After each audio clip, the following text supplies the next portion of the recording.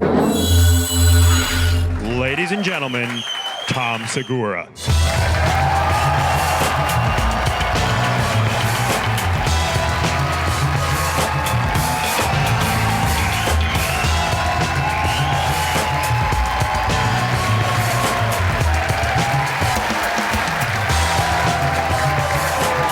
Thank you. Very nice of you. Thank you. I hope I live up to your expectations. I realize today that I need a hobby because my work day just started like now, right now. And here's the thing, it's not even that big a part of my day. So even if it doesn't go well, it's like, still a pretty good fucking day. Like it wasn't a bad day. It just, that part at work that for an hour just didn't go to my liking, and then I had a great day otherwise. Because my whole life is basically, it's hotels. Being in a hotel, just waiting for the show. Sad, right? I'm just waiting for the show to start. And you're like, what am I gonna do? I mean, you can only jerk off so many times before you're like, all right, I'm gonna do it again, but right now it hurts. Should find something else to do. I absolutely ruin hotel rooms. Like, if you stay in a hotel room after I stayed there, shit is gonna itch on you, okay? Just being honest. Come on, hotels are great. Everybody loves hotels, especially when you check in with your significant other. Why? Because in a hotel, you're gonna have sex, but you're gonna have an elevated form of sex. You're gonna have hotel room sex, which is let's have sex, but let's also disrespect this room. Yeah.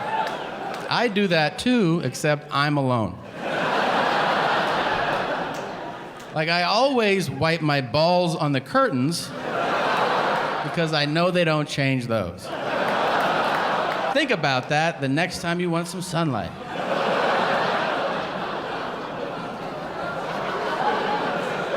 Or don't, just know that it's on your hand, you know what I mean? Here's what I've been trying to figure out. I got into online shopping recently. I guess that's a thing. Here's what I've been doing, though. I shop for things that are, like, way out of my price range. And then after a while, I go, oh, yeah, I can't afford that. Like today, I was looking at yachts. Online. And then I was telling myself I didn't want them as if they were an option, I was like, 155 feet? That's not even big enough for all my friends and family. I'm not getting that shit. What the fuck am I doing? You ever do that? You ever go down like a rabbit hole online and then like 6 hours have gone by and you're like, I'm shopping for the private jet that best suits my needs. I think I found, this is it right here, the G550. How much is this? Place order, $53 million. Well, maybe not now, but maybe later. I'll just bookmark that shit for now. You know what that is? That's a sense of entitlement. That's me thinking I should be associated with this thing, and I haven't earned it. I have, neither of you, but also me. I get that feeling the most when I get upgraded to first class. Yeah, I fly every week.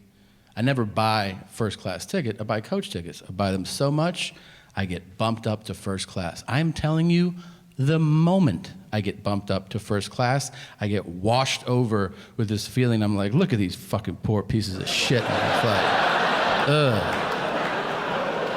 So much better than them. Don't stand next to me, dude.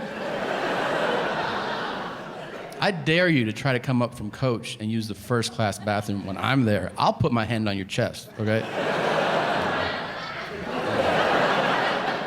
There's a pig trough in the back. That's for you guys. It's for the big ballers up front. Some people buy first class tickets. I always feel like they know you got upgraded. They always give you the look like, by the way, we fucking know. You can sit up here, but you're not like us. God, it's so weird. People ask me, I get asked fucking travel advice from strangers. Can we just break down how crazy that is? Like, people come up to me and they're like, hey, you travel a lot, right? And I'm like, yeah. I'm like, where should I go? I don't fucking know you, man. You ask travel advice to people who know you intimately. They know you well. They can guide you based on what they know about you. I mean, you don't ask strangers dining advice, right? Because you're like, hey, where should I eat tonight? I know I've never met you before in my life, but do you think you could give me a recommendation? Yeah, you should try this dim sum place. But then that person might go, oh, I hate the Asian world. And you're like, oh shit, I didn't know that about you. Like, yeah, I killed like 4 of them. Like, what are you, like a serial killer or something? Yeah. Now you're in an awkward conversation with a serial killer. Here's all I'm saying. I can't tell you where to go. I can tell you where not to go. Wherever they film the first 48 on A&E. Oh, if you're not familiar with the show, here's what it is. Camera crews follow real homicide detectives for the first 48 hours after a murder. And the reason that that time distinction is so important is that after 48 hours, they give up on that murder. They're like, that's some old shit. What do you want to do today?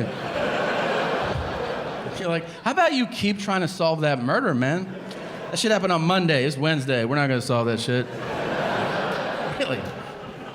There are so many amazing moments on that show. So many. A lot of the episodes take a similar path. I'm blown away, first of all, at how many times there's a witness to a murder. It's crazy. I always thought murders happen in dark alleys. Nobody saw shit. No. Every other episode, they're like, you see that shit? And the guy's like, I saw that shit, yeah. Where? Right fucking here. Really, I was standing here, and then he killed that dude there. Like, what'd he look like? He was like 5'2" to 6'8", something like that. And they're like, that's the fucking description you're gonna give us? Uh-huh. Anything else about him? Yeah, he had ears too. Thanks, man. No problem. They still will sketch that shit out. I don't know. And they show it to people. Do you know this guy? And everyone's like, nah. But then one guy will be like, yeah! That's Cricket right there! You're like, oh shit. You know him? I've been knowing Cricket 27 years! What's his real name? Man, that's just Cricket. I don't even know. Stop being white and weird. That's a perfect fucking impression, and you know exactly who that was, okay? Yeah, it's a black guy, and he's wearing a wife beater, and he's got on a dirty hat, and he's got a cigarette hanging out of his mouth. And he looks like he's about 33, but you find out he's 76 years old. And he speaks super aggressively to the cops. I've been out here for a minute! And they're like, all right, Jesus Christ. When was the last time you saw him? He came through with jellyfish last week.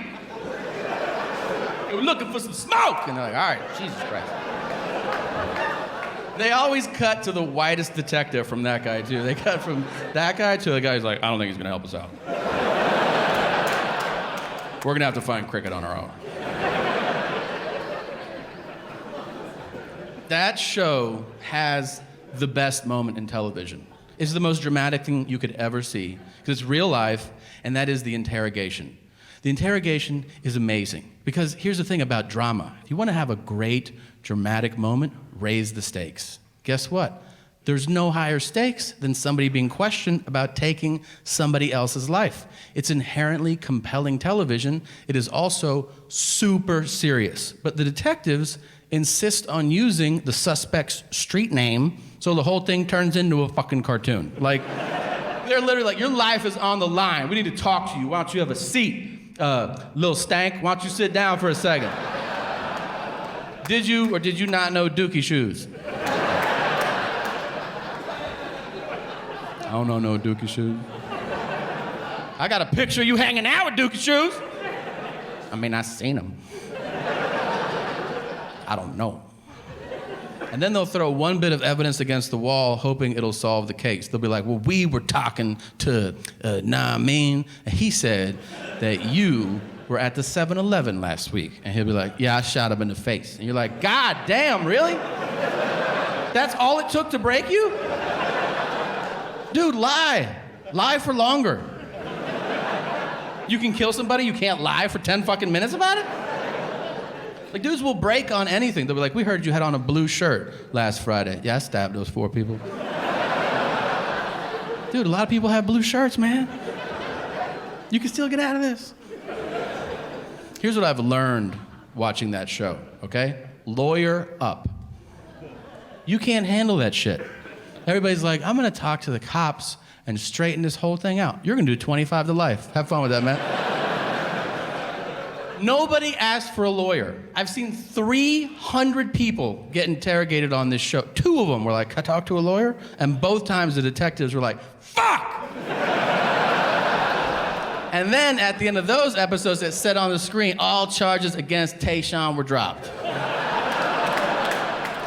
Or Jim, pick a fucking name.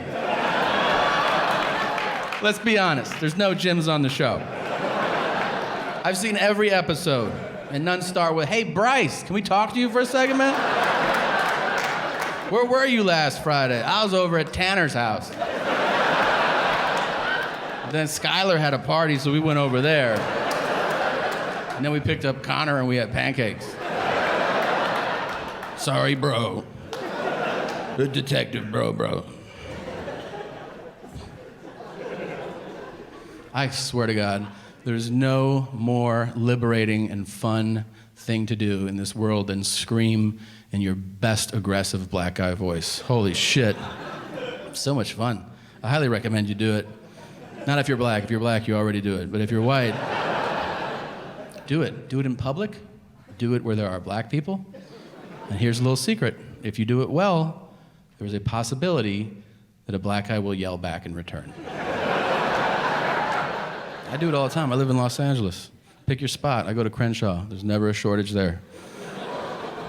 I do. I hang back and I go, hey, yeah! Sometimes a black guy will go, sup, D?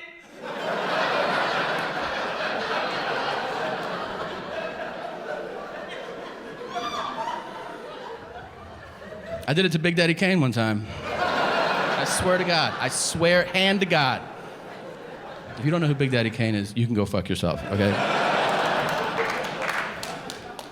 I was standing on Sunset Boulevard.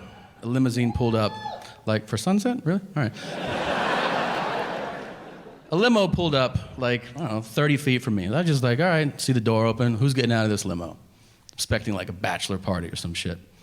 Fucking Big Daddy Kane. I'm like, get the fuck out of here. And something just took over, you know? The spirit grabbed me. And I was like, sup, Kane? And his head whipped around. He was like, you? I was like, oh, that wasn't me, man. Somebody over there did that shit. That wasn't me. If you ever see Big Daddy Kane, please do the same shit to him. Every week, it's another city for me. I get asked the same questions every week by people. Are people the same everywhere? No. Some places suck and they have shittier people. I just gave you a sociology degree. How about that? You like that? Here's one universal truth about people, though. This one is true, and that is that everybody just wants to connect. It doesn't matter where you go or what language you speak. People just want to connect. And you know when you have chemistry with somebody. You know if you're like, I want to hang out with this person, or I want to date this person, or I want to harness this person to the bottom of my big rig and drive them around for a while and bury them 18 miles west of Lake Worth, and when I drive by, I'll get a boner. We all have these thoughts, right?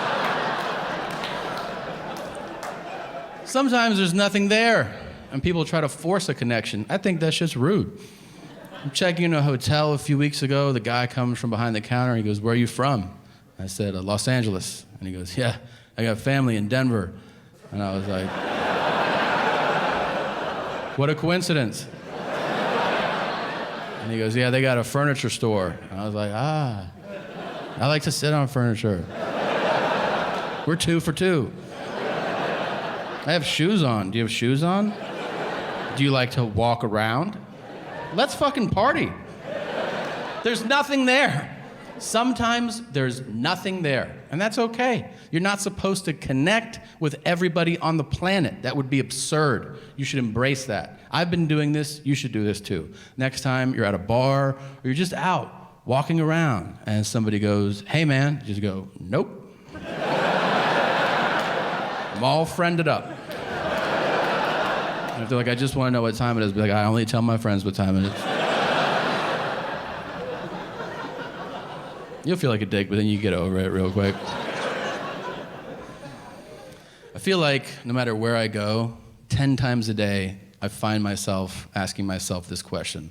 I find myself going like, hey man, is anybody else seeing this shit right now? Have I stepped into a parallel fucking universe or something?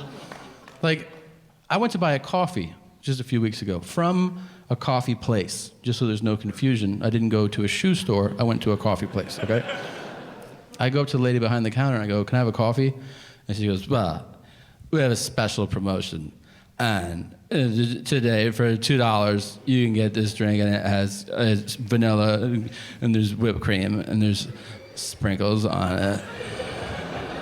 And I was like, that's cool. I don't want that. May I have a coffee? And she goes, it's the last day of this special promotion. And I was like, oh, I think I understand the full scope of the promotion. May I have a coffee? And she's like, you're a fucking loser. Here's the thing, this woman was enormous, okay? She looked like 4 people melted into one. So I was like, you know what? You're super fat. You know when shit tastes good. Hook that shit up. I want to try it, right? And she goes, it's $2. And I go, all right. And then I extended at 20, and she goes, And I go, I'm sorry? And she goes, I don't have the change for that. And I was like, oh, so what do you want to do now? Are you saying I have too much money to shop here? And she goes, we just can't handle it. And I was like, handle it. It's a 20. Like, I didn't put the Hope Diamond on the counter and go, figure it out, stupid. Like, it's reasonable, right? And she was just all shoulders, like, oh. And I go, nothing? You have no solution? And she goes, do you still want coffee? I'm like, yeah, that part's never changed. That's why I'm here. And I go, you can't resolve this at all. And she goes, you could ask somebody else for change. And I go, another customer in line? And she goes, yeah. And I go, what about the box with buttons in front of you? So I turn around to the line of people and I go, excuse me, do any of you guys have change? Everybody was like, oh, you fucking asshole. Like, you're at the place to get change. You're right there. But then there's one Arab guy, and I'm not saying that means anything, but he was, so why leave it out of the story? He goes, I have everything. And I was like, oh. And then he opened his attaché, and he had every denomination of every currency. Like where I could go, I want one of those, I want one of those, I want one of those. He was like, yes, yes, yes.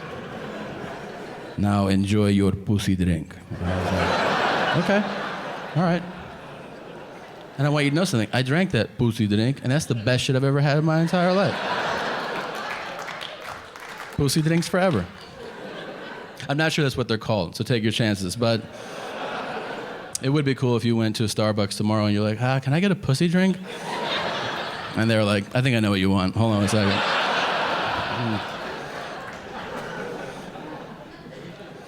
Can we just all agree on one thing? Can we just fucking get on board with the fact that it is time to see an end to the man who walks around in public with a cowboy hat on like he's not wearing a cowboy hat in public?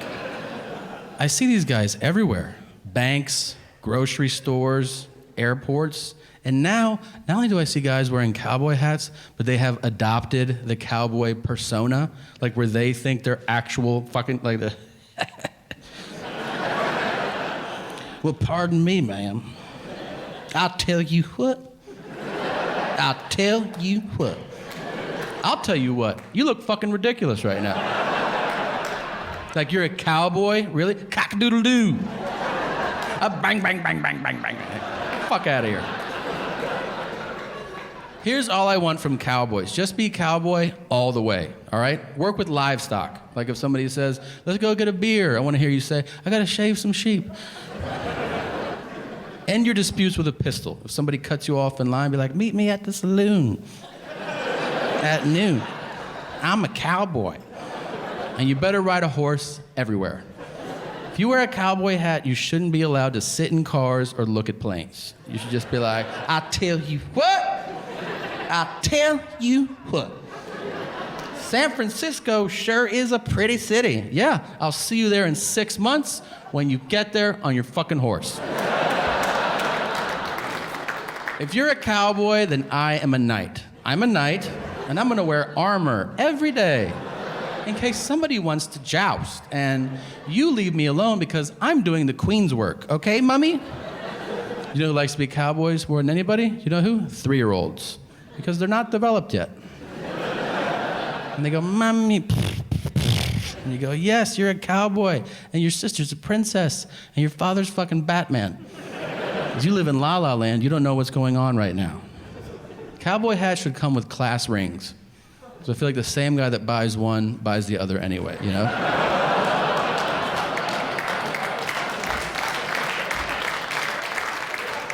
Check it out. 87. I scored 14 touchdowns that year. What are you doing now? I'm just thinking about killing myself. Oh, okay. Well, why don't you get a Corvette and make it a whole kit?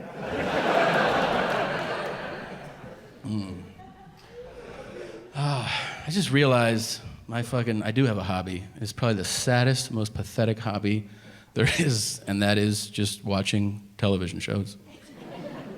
What is lamer than, like, what do you do for fun? What's your hobby? Oh, I watch TV. That's so indicative of our country. And like, some people are amazing with their, like, oh, I build furniture. And you're like, that's your job? No, I'm a urologist, but like on the side, like, you're like, oh, I like to watch my shows. I don't like the way people knock TV, though. It's all the same cliche shit they said when we were kids, they now say as adults, right? They're like, oh, you watch too much TV, it'll rot your mind, or you can't learn anything from television, but that's not true. You can learn a lot from television. For instance, without television, I would have no idea that Steven Seagal is out of his fucking mind. Or alive. I also didn't know that. He has a show. It's not a scripted show. It follows around the real Steven Seagal, and every episode begins with him looking in the camera and saying, I don't know if you knew this or not, but for the last 20 years, I've been a cop. And you're like, what did you just say? I thought you've been making shitty movies for the last 20 years. What are you talking about?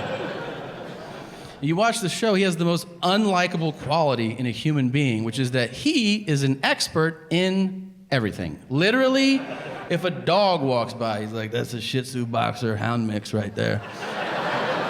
And they're like, how do you know that? He's like, I've been working with dogs for like 35 years. Then a helicopter flies by, and he's like, that's a HUB 106. And they're like, how do you know that? And he's like, I've been flying helicopters for like 47 years. Then he does the thing, though, that everybody does who knows something about everything. Everybody has a friend, no matter what you're doing. They know the history of it all. They know every topic, every fucking fact. If you're eating dinner, they're like, forks are from the Roman times, and they would sculpt them out of bark. And you're like, will you shut the fuck up and let me finish this, please? Seagal will do that, too, but he's making it up. He'll be like, they also call that helicopter a skippy. And they're like, why? He goes, listen to it. Skip. That's bullshit. You made that shit up. No, seriously. It just blows my mind. It really does. That everybody in this room, everybody has this real world possibility in their lives. All of us. We could go tonight, if we wanted to, tonight. You could go to Louisiana, you could start a fight in a bar, and there is a real world possibility that Steven Seagal will arrest you. Isn't that insane to you? I've lost sleep over this shit. I mean, that's crazy. That's literally like if you leave here and you roll through a stop sign and then Sylvester Stallone is like, hey, roll it down. And you're like, get the fuck out of here. You work here? He's like, it's my passion, yeah. Will you say Adrian or something? Nah. It's nuts. You have to watch this show. He panders to every group according to race, knowing full well there's a camera crew following him around. He doesn't give a shit. If you're white, he's like, how's it going? All right. And then to black people, he's like, what's up, cuz? And they're like, hey, what's up? I'm holding you down, so holla if you need something. Okay.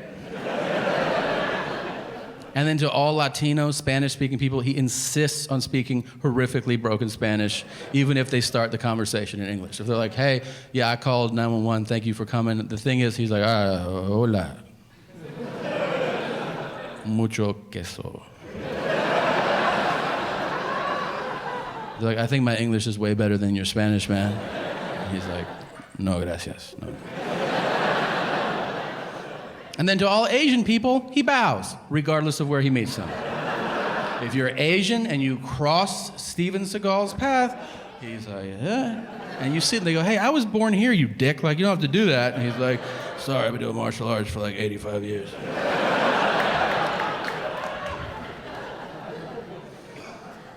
He trains other cops in hand-to-hand combat. I think that's infuriating. For those cops. It's not like we're hanging out. We're like, hey man, do you want to do like a couple shots and then go down the street? Steven Seagal is teaching people how to throw punches. And we're like, okay, yeah, let's fucking go. No, it's you're a cop and you show up at work and they're like, we're gonna go over hand-to-hand combat today so you can protect yourself if you're in a really dangerous situation. You're like, oh cool, who'd you bring in to teach us? Like some Navy SEALs or Green Berets? And they go, no, we brought in Steven Seagal. And you're like, are we shooting a fucking movie this week or something? Like, okay, I'll pass, because that's ridiculous. I don't want to be a part of that. That's literally like if you're like at NASA, and they're like, all right, future astronauts, we're going to go over space exploration, and to get us started, why don't you welcome Captain Kirk? Come on out, man. And you're like, is he qualified to do this? And they're like, oh, you've seen him do all that shit. Yeah, he knows what he's talking about, man. He's been up there. They show him teaching people how to fight. It's horrible. He's bloated now. He doesn't have the same range of motion. He's like, everybody line up. If somebody throws a punch, you can block it like that.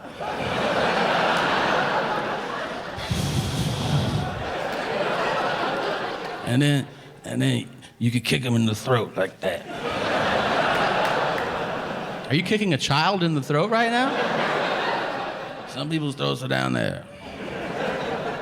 I like Havarti cheese the most. What's your favorite?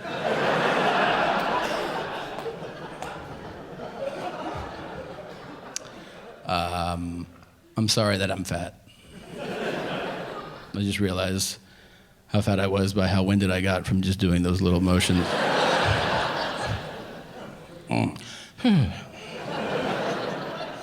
Jesus. It's ridiculous. Sometimes I just look in the mirror and I'm like, fuck. I lie to myself all the time. I cheat. Like, I'll look in the mirror and I'm like, yeah, that's what you look like. It's all these little things you don't think about. You just do it automatically. Here's why I really had to call myself out. I was getting into a shower in a hotel, and it was one of these hotel bathrooms where there's just mirrors everywhere. And as I was stepping in the shower, I looked and I was like, oh my God. Like, look at you. I can't believe somebody lets you fuck them. This is crazy. I always like it when I eat myself out of breath. I feel like that's a good boost to my day. You know, I'm eating and then I go,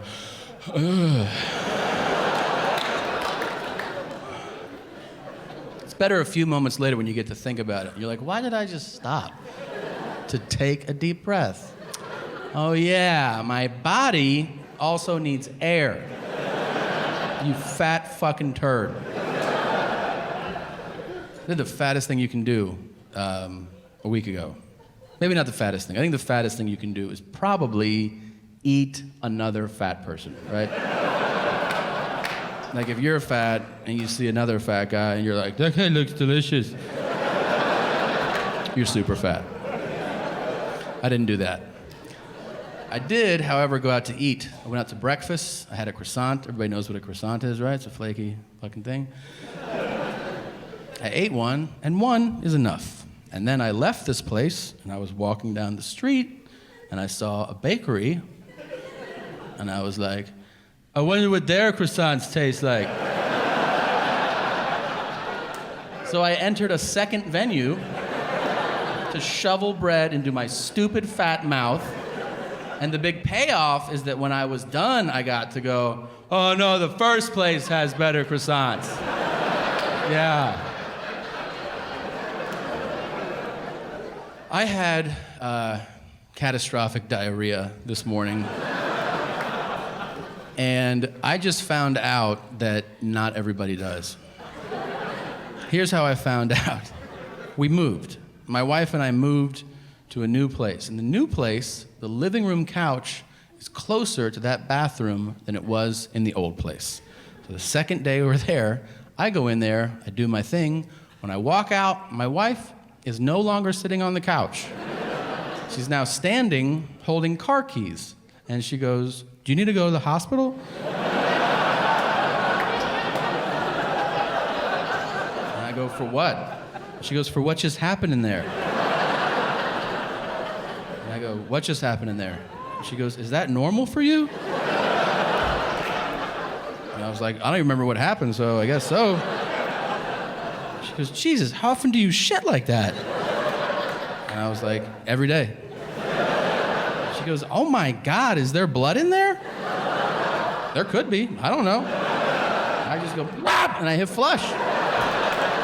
She goes, you don't look at it? And I go, where am I supposed to look? It's everywhere. You want me to look at each individual piece? No, I paint the bowl and then I wash it away.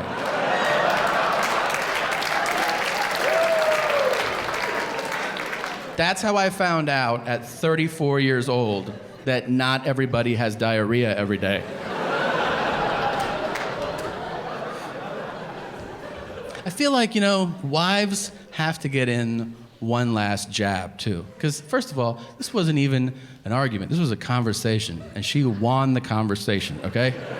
She did. I feel horrible about my digestive system. You win. It's settled. I'm sulking on the couch. She's going to leave this day, right? And she stops at the door. She's leaving the house, and she goes, you know you're probably going to die. And I was like, cool, babe, have a good day. I'll see you when you go home.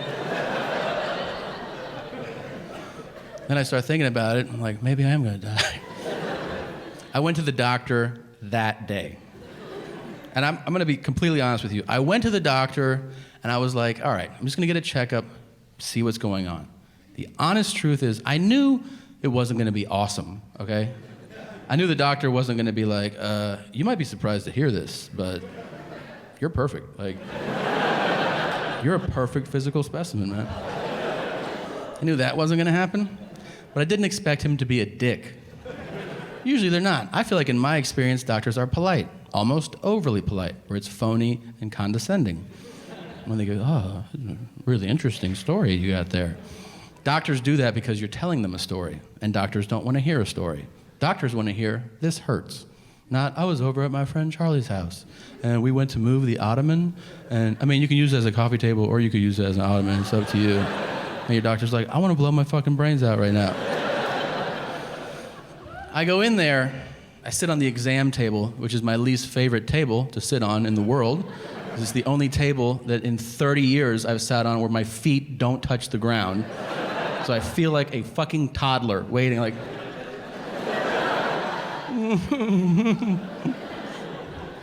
My doctor comes in, he doesn't say hello, He doesn't say good morning. He just walks in. He points at me, which is super aggressive, you know, to start a conversation with somebody like, hey, man. You're like, hey, what's up, man? And he goes, do you want something for your hair? And I go, what? And he goes, do you want something for your hair? And I go, I don't get it. And he goes, has nobody told you that your hair's falling out? And I was like, damn. No. And he goes, oh, sorry. Like, all right. Then he pulls my chart out of the slot, super dramatic, so that it makes a fucking noise. He goes, I'm like, and he goes, wow. And I'm like, really? Wow. Is it full-blown AIDS? Like, why is it wow? And he goes, you weigh 245. And I go like, yeah, like I knew that shit. And he goes, you weighed 230 last time you were here. Not exactly what I would call weight loss. And I'm like, are we at a fucking roast or something? Right? Like, what are you doing? Then he says, you know, you're the fattest patient I've seen all day. And I go, it's 9:30 in the morning. And he goes, still.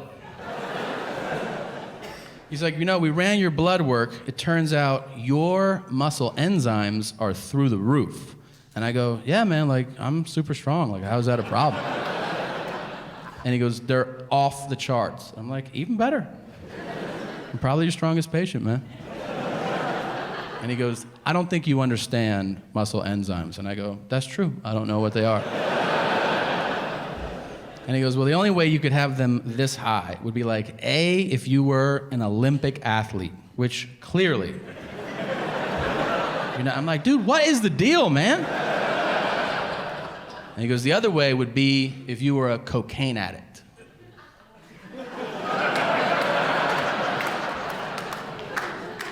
And I go, I don't do coke. And he goes, I'm your doctor. You don't have to lie to me.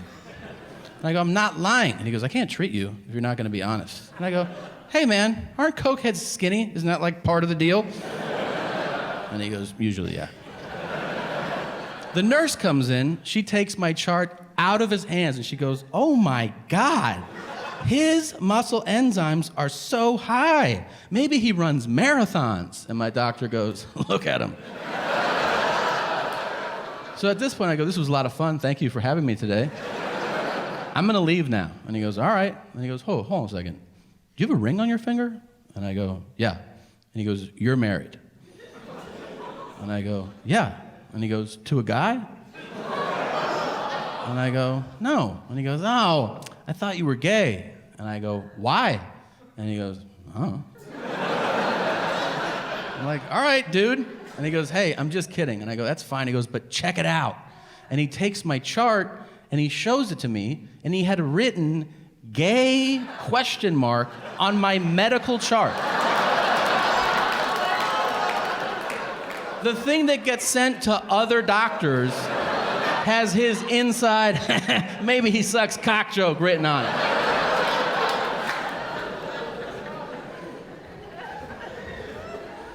I went home, I told my wife, she's like, oh my God, what are you gonna do? And I was like, what do you mean? And she goes, I mean, are you ever gonna go back there? I'm like, are you out of your mind? That's the funniest fucking doctor in the world. Of course I'm going back there. I have like Don Rickles as my primary care physician. It's amazing. I'm faking injuries to go back to this guy. You know you're a piece of shit. I'm like, I know. He's fucking amazing. Oh my God. I do think about death. I just want it to be justified. You know, like if I die violently, you know, maybe I have like Serena Williams sitting on my face, and I don't know. Venus is polishing me off, and they're trying to fit a racket in my ass, or something like that. Then my wife comes in, boom, and I'm like, fucking done. It's fun that way. I don't want it to be a dumb death. I feel like there's dumb deaths that they kind of subtly mock, like on the news. They do. They'll be like, in local news, they'll be like, and then also coming up, a guy was trying to get a soda out of a vending machine, and then it fell on him. And they're like, and you're like, because that could happen to you. It could be like, you know, Like I would go to the fucking mall and then I fall down the stairs and then they send the news crew and they're like, what happened? They interview the dumbest fucking guy and he's like, I seen him fall and then he don't move no more. And you're like, that's my eulogy? Thanks a lot, man. I feel like I was gonna die a few months ago. I called a car service to take me to the airport. You know, when you're like, I got $60, let's fucking do this, right? This nice town car comes to the house. The guy gets out. He's got all white hair, much older man. From the beginning, he makes me uncomfortable when he calls me sir. I don't know if you've heard a guy way older than you call you sir, and you're like, hey man, you're like 1,000 years old. You have a couple weeks to live, maybe. How about we drop the formality, okay? I get in the car. He goes, is the temperature all right, sir? I go, it's fine. He goes, would you like a bottle of water, sir? And I go, you don't have to call me sir. You can just call me Tom. And at that moment, all of his professionalism went out the window. The very next thing he said was, you smoke weed? And I was like, I mean, yeah, sometimes. And he goes, do you want to smoke some now? And I was like, I mean, yeah. But I don't think my driver should be offering me, you know? He doesn't miss a beat. He opens the console, he takes out a joint, he lights it, he passes it back. I hit it out of respect, right? Because he's old. And then I give it back to him, and the next thing he says is, yeah, I can't drive unless I'm fucked up. I'm like, do you hear what you just said? And he goes, yeah, I'm ripped right now. And I'm like, well, hands on 10 and 2, motherfucker. Like, keep it together. I goes, is that all you do? Smoke weed? I can handle a guy that smokes weed. He goes, well, I love it all. I'm like, what's all? That's a broad statement. He goes, I love coke, I love heroin, but there's nothing like smoking rocks. You know what I'm saying? And I was like, no, I don't know what you're saying. Mind you, this is while he's driving, so it's actually like, I love smoking rocks, man. You know, I'm like, dude, turn around. So I go, can I ask you something? He goes, yeah, what's up? I go, what's it like to smoke rocks? I've never done that before. And he goes, ooh!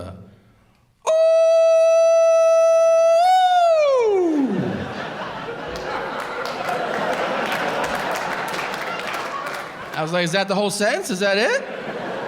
He goes, that shit is the best. And what I like to do personally is I like to sit in my apartment and fire them up. And then I look out the peephole and I watch people walk around. And I just freak the fuck out about what's gonna happen next. And then he gave me a head nod like, doesn't that sound awesome? I was like, dude, that sounds terrible. That's called a panic attack, and that's a horrible sales pitch for crack. Now I'm definitely not gonna try it.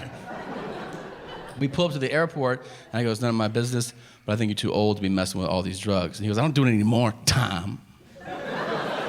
Yeah, it was sir at the top of the ride. Now it's Tom, you piece of shit.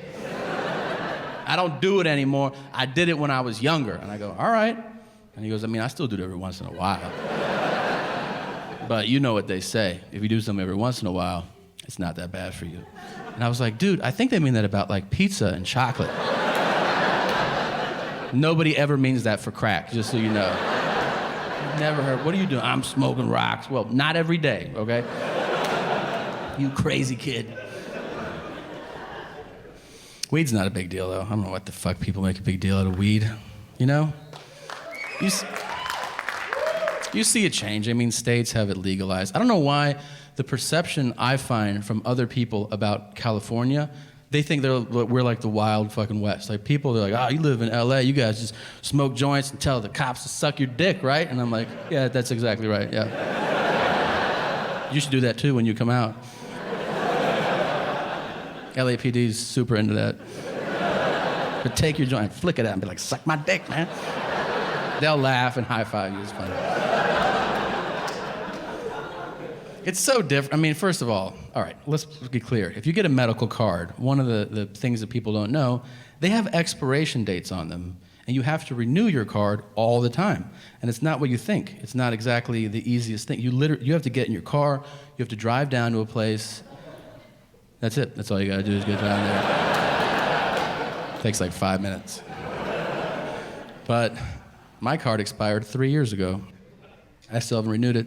I tried to go to a dispensary a few weeks ago, and there's 2 rooms. There's the room they check you out in, they check your stuff, and then there's the main room with all the goodies, right? And the guy took my card, and he goes, dude, I can't let you in.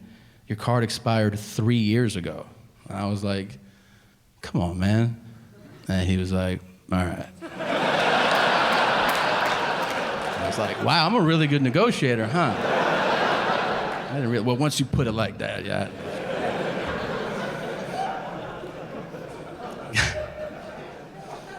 Getting that medical card is surreal. My experience was surreal. I went to a doctor's office, and it's not Dr. Dickhead that I was telling you about. This is a different doctor. He's a doctor because he got a business card, and he put DR period on it. His office was such a piece of shit that you could hear the conversation going on between the doctor and the patient ahead of you, which is never supposed to happen. So as I'm waiting for my turn to go in, I'm waiting and I hear the doctor go, oh, what is your medical need for marijuana? And the guy in there goes, oh, I have a bone disease. And I was like, oh shit, I don't have a bone disease. Like, I thought you could just be like, weed's awesome. And he'd be like, yeah, I fucking know, man. Like, so I start to panic and turn, like, what am I gonna say? And in my mind, I just go to the worst shit. Like in my mind, I'm like, just say you have AIDS. Like, just tell him you have AIDS. And then he'll be like, when you find out? I'll be like, I just found out like 5 minutes ago. You don't seem that bummed out. Well, I'm just happy to be here, so let's wrap this shit up, man. For some reason, I picture him asking me to prove it, which they would never be like, prove it. And you're like, oh, I left my AIDS card at home, I don't have it on me. Then I go, that's way too dramatic. Just dial it back. I'm like, I'll just say I have cancer. That's much more believable. And then I start thinking of all my family members that have died of cancer. And I'm like, man, if I say I have cancer just to get weed, I am getting cancer next fucking week. By the time I have that thought, I'm sitting in front of the doctor. He's like, I go, what? He goes, what is your medical need for marijuana? And the best I can come up with on the spot is, my eyes hurt. And he goes, you have vision problems? And I go, oh yeah. And he goes, you don't wear glasses? And I go, can't. Hurts. Everything hurts. Ow, ow. Ow, ow. He writes me a prescription. I go to leave. As I leave, I see the guy who's going in next. And I don't know why I think it's going to be funny to listen. Because I think he's not going to get it. And I'll tell you why. I completely judge the guy. Because the guy's your typical LA cholo Mexican gangbanger, okay? It's a very specific look. You've seen movies. You know what the fuck I'm talking about. Khaki Dickies with an oversized white t-shirt, Chuck Taylors, an LA hat, and also an LA tat in like this general area here. So it's like, oh, if I lose my hat, I still have my favorite team right fucking here. So I listen at the door. I'm like, ha. And I hear the doctor go, what is your medical need for marijuana? And the guy goes, I just really like the way the weed makes me feel. And then the doctor wrote him a prescription for that. Yeah, you don't have to lie. You can just be like, weed's awesome. And he's like, yeah, I fucking know. I feel sorry for all the people with diseases that keep coming in here, man. The last dude's eyes didn't even work. It was sad. You're lucky you have your health essay. Orale. I'm always trying to set goals. My latest goal, I'm trying to be less polite. You know? Because the world is not as polite as you're raised to believe it's going to be, you know? I don't understand why we accept that when you say thank you, people don't have to say you're welcome anymore. People have stopped. Now you say thank you and people give you a nod. Like, I want to stab you in the fucking ears if you do that shit to me. I do that, I go, thank you, and I go, did you not just hear what I just said to you, man? And you get like a follow-up nod. So now I skip it all. I just take shit and I go.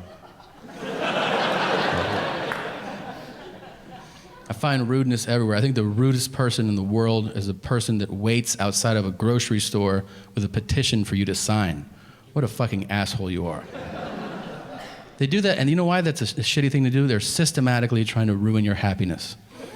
Because you're leaving the grocery store, and you're feeling what? You're feeling happy. You're like, oh, I got soy milk, it's gonna be a good week. All right, like. And then they stop me and be like, sir, can you look at this? I'm like, look at what? And like, do you want children to starve and die on the streets? And I'm like, now I do. Now that you just ruined my day, I do, yeah. I want you to die first, but then I want all of them to die. I say the opposite of whatever they're trying to fucking get me to sign. Like, this is to teach blind people how to do Shakespeare. I'm like, I hope they all go deaf first. And they're like, Jesus. I'm like, yeah, that's fucking right. You're the asshole, not me. This is to end the war in Afghanistan. I go, I fucking love the war in Afghanistan. It's my favorite war. I hope it goes on for 1,000 years. And they're like, you're crazy. I'm like, that's right. I'm crazy. Remember my face and never ask me to sign shit again. I can't get over rude people. I was in a hotel a few weeks ago. I go down to the hotel gym, I get on the treadmill, I run, 70 miles, right? 170 miles, thank you, 170 miles. But I'm alone. There's nobody in there. I'm sweating, I'm hyperventilating. Then out of nowhere, I just hear, getting it in? And I go, Jesus Christ! What? This guy goes, you getting it in? I go, getting what in? He goes, you getting a workout in? I go, doesn't it fucking look like it? He goes, yeah, you just gotta keep doing it. And I go, okay. He goes, no, I used to be like you. I go, what? He goes, I used to be like you. You just gotta keep eating right and keep doing it and you'll get there. And I was like, dude, I'm disabled.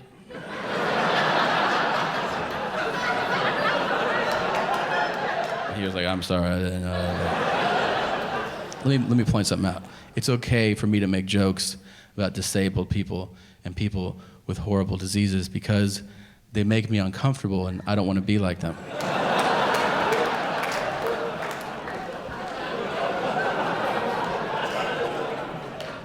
Maybe that makes me a bad person, but I'm an honest person and I'm telling you that shit is terrifying.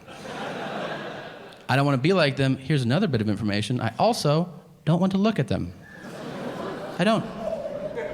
I refuse to watch the Michael J. Fox show because I don't want to see shaky face not stand still for one frame. The guy can't eat soup. It's depressing, okay? Trying to pawn this thing off as a comedy? Get the fuck out of here. You're bumming everybody out. How many Parkinson's jokes am I supposed to applaud with this thing? I won't watch the show. I've seen a commercial. I will not watch that show. You know why? A version of it plays in my head, and it is fucking awful. And I think it's probably accurate. I really do. I bet you that show is nothing but setups for that shit. I bet it's just like, here's in the next episode, he goes, Dad, can you help me hammer in this nail? And he goes, you know they don't trust me with those. And then you get to go at home, I get it, he's got fucking Parkinson's. You don't think that's been fucking pitched in the writer's room? It's pasta night. Dad, can I get some Parmesan? That's one thing I can do forever. I'm good. I said I'm good.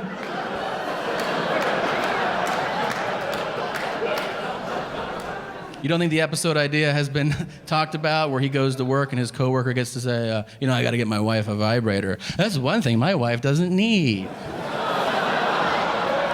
And then you get to go, I get it, he's got fucking Parkinson's. I don't want to see that shit. I'm sitting at home, I'm trying to have fucking dinner, I'm sitting on my couch. We have a table, but I'm an adult and I can sit wherever I want. So I'm sitting on the couch, about to have dinner, and this fucking, two girls one girl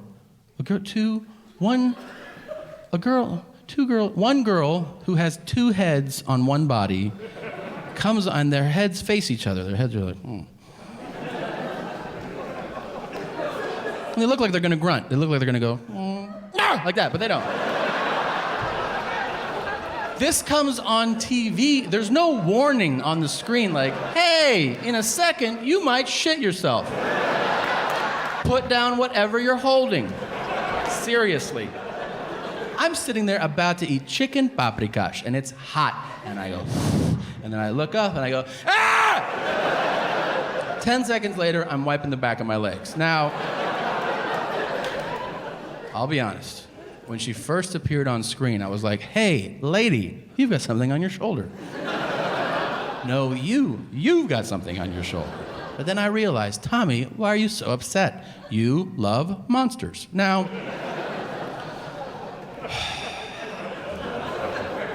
here's what's upsetting about this show.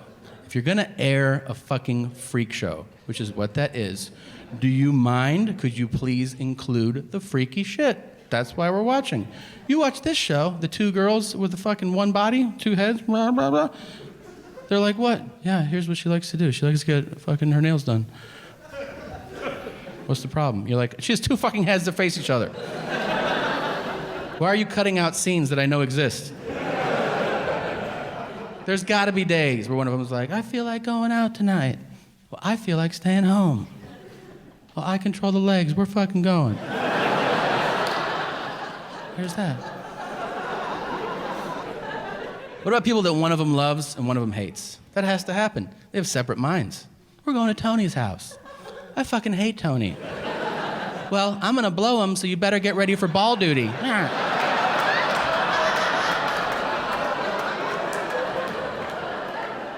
I can feel your judgment. I reject your judgment completely. First of all, everybody loves blowjobs. Secondly, I'm not making this shit up. If your Siamese twin sister is doling out BJs, you're along for the ride. You don't have to participate, but you're at least there, I don't know, giving notes, I guess. You have horrible technique. I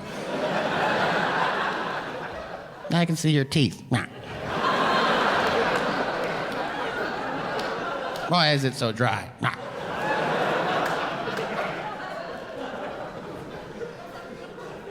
All right, we'll move it along. I get it. Not everybody's on board with double-headed BJs. Will you at least admit to me, and more importantly to yourself, that you would love to see the girl with two heads take a shit? Just to see if the faces match up, right? Just to see if one of them's like, and the other one's like, hey, take it easy, it's my ass too, you know. Oh, come on.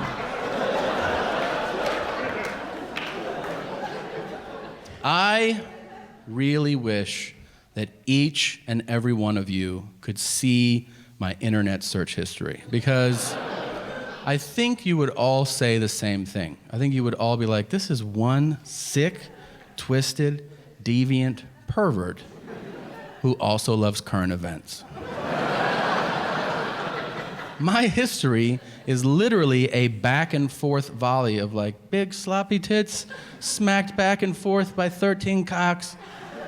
What's going on in Syria? I feel badly about watching so much of it too. You know why? Because it's lazy. I know watching that much porn is lazy, but it gets in the way of other things I want to do, like learn another language. I'd love to learn another language. There's too much porn to watch. Why not combine the two? Right? Have you seen these language videos? They are boring. The man is sitting down. You're like, all right. Have you seen an anal gangbang? Super exciting. Here's what I propose. You download this series, and then tutorial number 1 begins to play. All right? Here's what happens. An elevator door opens. A woman is giving a guy a blowjob, all right? Like an aggressive blowjob. Not one of these like, no. I mean like, where you're like, Jesus Christ! Is the answer in there? Is that why she's doing that? And she has tears running down her face and slobber all over herself. And she goes, which way is the subway? ¿A dónde queda el metro? And you're like, now it's sinking in. Some of you didn't like that one. I can tell by your faces. Maybe that's because you're more advanced and you're ready for tutorial number 2. In this one, a man is chained to a wall. His arms and his legs are chained, and he's completely naked. And you're like, whoa, what's going on here? And then, a few seconds later, a woman enters frame, and she's wearing, I don't know, a 15-inch strap-on. She doesn't say hello or tap him on the shoulder. No warning, just bow. And you're like, holy shit! And she just goes to hammer time. She's like, bow, bow, bow. And you're like, what the fuck? And then, after like the 10th stroke, she goes, this salad is too spicy. La ensalada pica mucho. And you're like, I'm learning Spanish. Can somebody pass me a Kleenex?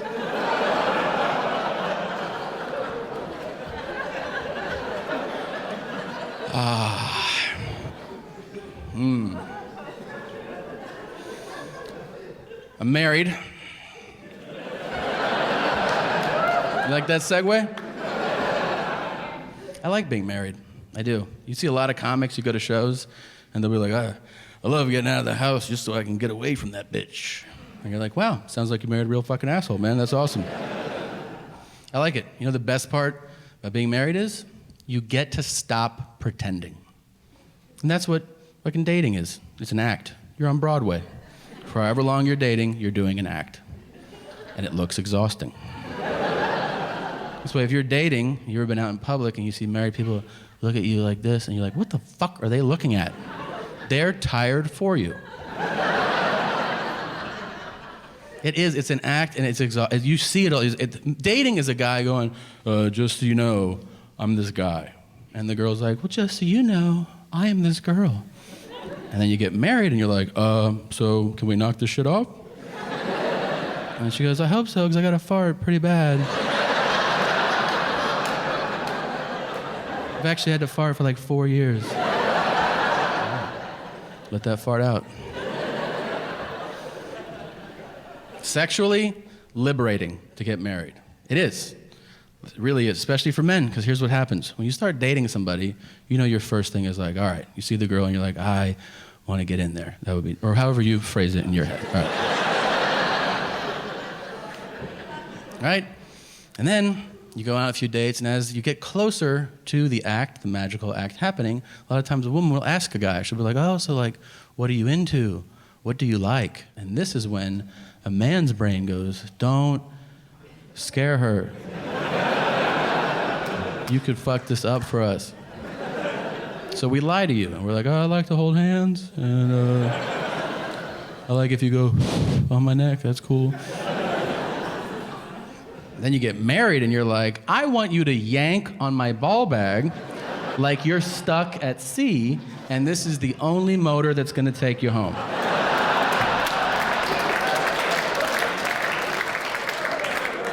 A lot of girlfriends can't handle that shit. Girlfriends will be like, oh, what?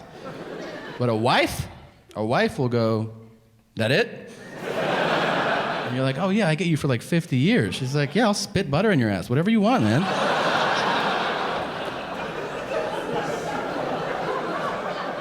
Or whatever, margarine, I don't know, whatever you're into is fine. Olive oil. You find the longer you're with somebody, you're like, everybody has something. Everybody has something weird and kinky and different. Everybody, and you suppress it and you go like, oh my God, if anybody knew, oh my God, I would fucking die if somebody knew. Everybody has something. And you're like, no, not everybody. What about Jim? He wears a blazer. Jim too. Jim likes to be hit in the nuts with a wrench, okay? Jim's out of his fucking mind. I tour the country. I ask people all the time. I hear shit, you cannot make this. I was at a show, I asked people in the audience, like, what's your fucking craziest thing? And a lady in the front row, she goes, I have one. And I go, what is it? And she goes, oh, never mind. What is it? And she goes, all right, I like to think of different scenarios in which to kill my husband. And I was like, damn. And he was sitting right there, and he was like, that's what's up, that's what she likes. I was like, really? And she was like, oh yeah. I go, you go, I'm super horny. I had the best dream. You were floating in the pool, and then I threw a cement block at your head. And she goes, that would be a great one. Same show, I swear, a lady goes, I have one. And I go, what is it? And she goes, I like to sit on my husband's face. And I go, that's not that unique. You can't really claim that that's your weird thing. And she goes, yeah, but I only like to feel his eyelashes against my butt cheeks. And I was like, what? And she goes, mm-hmm. And I was like, I didn't even know that was the thing. And she's like, oh yeah, like where the fuck have you been? And I'm like, what if he like, sneaks a lick like that? And she goes, I go, no! I just want to feel squink, squink, squink.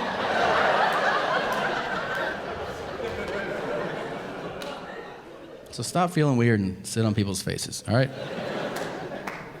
That's what I want you to live here with. Guys, we've covered a lot of stuff tonight. We really have. Some of you might, not think highly of me. I don't know. Some of you might be like, this guy's fucking stupid. Some of you might think I'm offensive. Some of you might think I'm unenlightened. I don't know. But I will tell you this. I believe in humanity. I do. I believe we're all here together. I believe there's no such thing as coincidence. And I think I can tell you the story that will also make you believe this. All right? A few years ago, I was in Washington, D.C., and I was sharing a cab with a woman I didn't know. Never met her before in my life. We're splitting the cab. Midway through the ride, as I'm looking out my window, I hear the woman go, hey. And I thought she was gonna be like, hey, like you wanna fuck or something? And I was gonna be like, I can't, I'm married, so make it quick, all right? I look over, I'm like, what is it? And she goes, is this yours? And she's holding a wallet. And I go, no, it's not mine. And she goes, oh, it must be the previous rider's wallet. I'll just give it to the driver. And I go, don't do that. Look at him. He looks like a cab driver. He probably smokes crack every once in a while. You can't trust these guys. I go, give it to me. I'll get it back to the rightful owner. And she goes, really? And I go, yeah.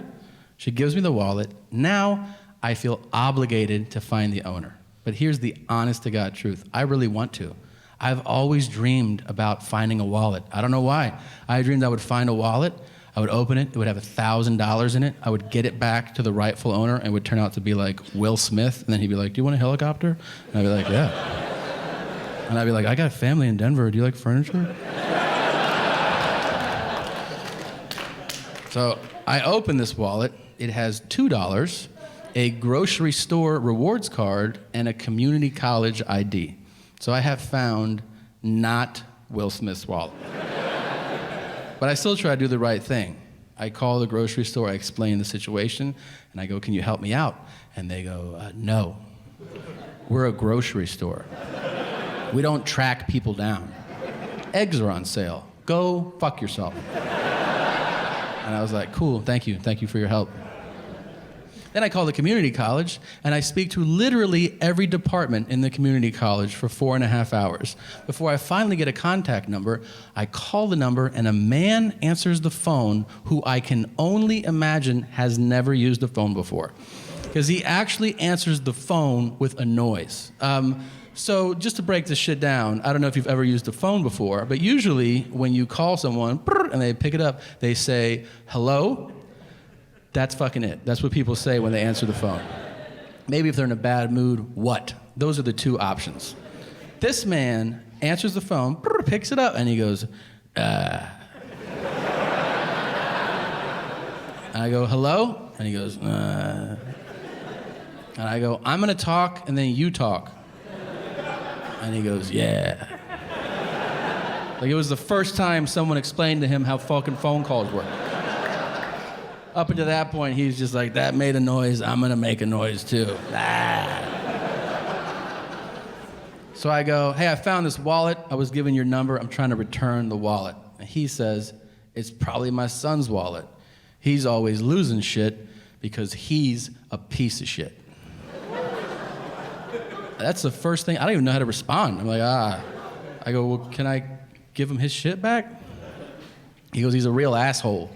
And I go, we're talking about your son right now? And he goes, yeah, I don't think he's gonna amount to anything. And I go, Jesus Christ. I go, maybe he will amount to something if he gets his wallet back. And he goes, yeah, I'll let him know you called. And then he hangs up the phone without taking my information. So his plan is to go to his son and be like, some guy found your wallet. Hey, I don't fucking know. And he's like, well. So I'm super frustrated. I try to do the right thing, right? I forget about the wallet. A year goes by. A calendar year. I go back to DC. I go in town, I call a friend, we go to a restaurant, just a random restaurant. We sit down, and the waiter comes up to take our order, and I go, Justin? And he goes, how do you know my name? And I go, dude, I have your wallet. And he goes, oh, do you have it on you? I go, no, I don't fucking walk around with your wallet. I don't go, I got my wallet and I got Justin's wallet. Now I'm ready to go out. No, you fucking psycho. And he goes, do you want to hear about today's specials? And I go, do you want to acknowledge that this is an amazing moment in both of our lives? And he goes, what do you mean? What do I mean? I found your wallet in a cab in DC a year ago. I don't know how many cabs are here, but I think it's a lot.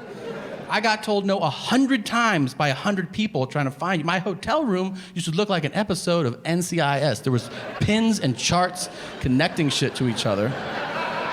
I spoke to your father, who's not a fan. I don't know if you knew that or not. I come to a restaurant at random. I get seated in your section, and I recognize you from your ID that's burned into my memory. You don't think that's fucking amazing? And he goes, we have a prime rib special. We also have a penne pasta. I can't eat. I'm like, what the fuck? He comes by, I go, look, I don't want to make a big thing here, but I do remember that I have your wallet in my bag in my hotel room. If you want to come by, I will give you your wallet. And he goes, okay. I go back to the hotel, I hear a knock at the door, and now I'm expecting him to lose his shit. I think the situation merits freaking the fuck out. I think he was playing it cool, and now he's gonna be like, I didn't want to say this earlier, we should open a surf shop in Maui together. You know, or like, this is my newborn son, I want you to have him, like that shit. So I hear a knock at the door. I open the door. I'm like, hey. And he goes, hey, you got my wallet? And I go, yeah. And I give it to him, and he goes, cool. And he turns around, and he walks away. No. It's not cool. So I open the door, and I see him about to get on the elevator. I go, hey, Justin! And he goes, yeah. And I go, your dad's right. You're a fucking asshole, and you're never going to amount to anything. And I shut the fucking door. You fucked up, Justin. You could have been here, man. Thank you, guys. You were amazing. Have a great night. Thank you. Thanks a lot.